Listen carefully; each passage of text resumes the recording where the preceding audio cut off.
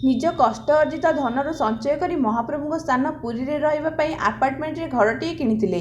इच्छा थिला श्रीक्षेत्र रे रही महाप्रभुଙ୍କର सानिध्य लाभ करिवे, किंतु टंका देबा परे ठकामीर शिकार होइचंदी 603 जण घर मालिक। प्रशासन ठारू राज्य सरकार समस्त को जणाई विफल होगा पर घर किणिथिबा आपार्टमेंट सम्मुखରେ प्रतिबाद करिसेंती। पुरी ब्रह्मगिरी रास्तार गिरल मौजारे महोदधी बिल्डर्स पक्षर एक बहुतल विशिष्ट आपार्टमेंट निर्माण होईची। एही आपार्टमेंट रे 11टी ब्लॉक रहिची। एथिरे 603टी रूम थिबा बेले 1 बीएचके 2 बीएचके 3 बीएचके फ्लैट किनिबा पई महोदधी बिल्डर्स पक्षर विज्ञापन दिया जाइथिला।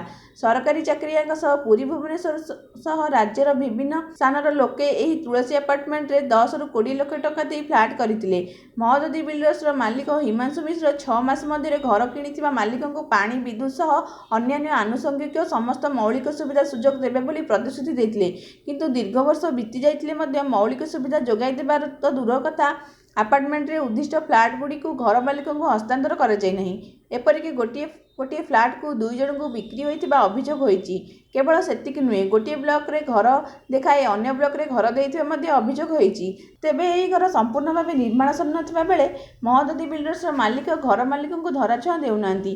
नियम अनुसार आपार्टमेंट निर्माण हेबा पर एथिसह संपुक्त विभाग क्षेत्र अनुध्यान करी रिपोर्ट प्रदान करिबा पर आवश्यक अनुमति प्रदान करथांती, किंतु तुलसी आपार्टमेंट रे सब नियम कानून व्यतिक्रम होइथिबा घर मालिक अभियोग आनिछंती। ए नै तुलसी विहार घर मालिक वेलफेयर सोसाइटी आडहक कमिटी पक्षरु थाना रे एताला मध्य दिया जाइछि।